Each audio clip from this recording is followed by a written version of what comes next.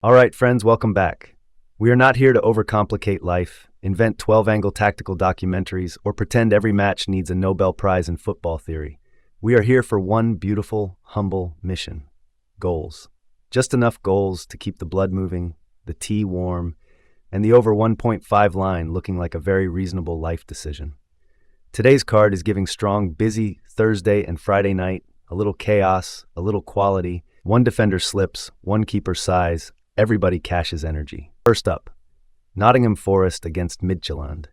And the vibe here is pure European night under the lights, serious enough to matter, but chaotic enough that 2 goals feels very, very human. Forest have been making a big deal of these Europa nights, and they've just brought Matt Sells back into the Europa squad ahead of this round of 16 tie. The club has been pushing the occasion hard because this is one of those remember where you were kind of matches for the fans. Midtjylland, meanwhile, have already shown they are not here to do polite tourism. They've had a strong European campaign and came into the knockout rounds with real credibility. So the feeling? Forest at home should come out with urgency, chest out, crowd up, trying to make the city ground loud enough to shake a Danish fullback into a bad clearance. Midtjylland are not the type to park the bus and write poetry about a 0-0. They're organized, but they've got enough ambition to contribute. This has all the ingredients for that classic over 1.5 script. One goal arrives, everybody relaxes for about 7 seconds, and then the match opens up. Basically, big atmosphere, proper stakes, 2 teams with enough purpose to avoid a total snooze fest. We do not need a goal avalanche, we just need football to act like football. Next, Fiorentina against Rakov Czestochowa. This one has that slightly dangerous, slightly dramatic Conference League energy, like a classy dinner where somebody still ends up flipping the table. Fiorentina's overall mood around this competition has felt a little funny, serious, but also like they're trying to balance domestic business while this tournament keeps knocking on the door asking for attention. Team news-wise, reports suggest Moise Kean is out, while Fabiano Parisi is available again, and Marin Pongracic is suspended. Rakov, on the other side, come in with a bit of that underdog grin, and Lamine Diaby Fadiga has been their main Conference League threat. And that's exactly why I like the over 1.5 vibe here. Fiorentina at home usually have enough craft and ego to create chances, and Rakov don't really feel like a team built to spend 90 minutes hiding under the sofa.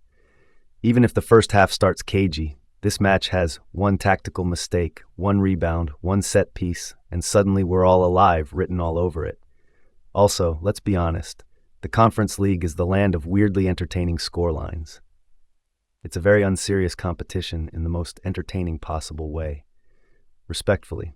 Now we go to Saudi Arabia, Neom SC against Al Tawun, and this one is giving someone absolutely scores and then nobody knows when to stop pushing energy. Neom have had a weird season arc. The official league coverage has talked about their slump, their lack of goals for stretches, and then their revival when key attackers started waking up again, especially with the attention around Alexandre Lacazette's importance to their results. Al Tawun, meanwhile, have been one of those sides with real attacking juice, with the league highlighting their strong scoring numbers and the impact of guys like Roger Martinez and Moussa Barrow. These two also already played out a late drama 1-1 earlier in the season, which is exactly the kind of evidence I enjoy when I'm trying not to overthink an over 1.5. The vibe is simple. Neom are ambitious, Al Tawun are dangerous, and this doesn't smell like a sterile 0-0 meditation retreat. It smells like transitions, a few moments of defensive confusion, and at least one commentator saying the words, "There was just too much space there." We love too much space there. That is where overs are born.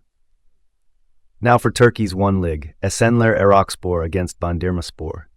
This is the gritty one, the no-filter one, the match that feels like it might include 7 yellow cards, one coach losing his mind, and a goal that arrives after a sequence nobody will be able to explain properly. Coverage around this fixture points to a live, active matchup with both teams coming in with form and head-to-head context worth following.